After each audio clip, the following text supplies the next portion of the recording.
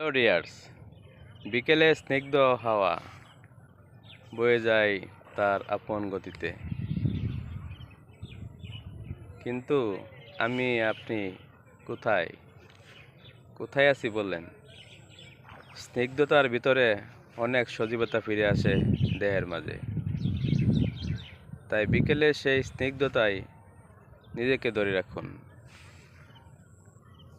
স্নিগ্ধ বাতাস, নদীর পাড়ের হিমেল হাওয়া গায়ে লাগান, তাহলে মনটা ভরে যাবে, দেহটা শীতল হবে।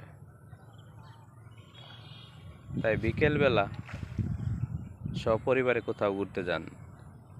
ভালো থাকবেন আপনি, ভালো থাকবে আপনার পরিবার সহ প্রত্যেকটি ফ্যামিলির সদস্য।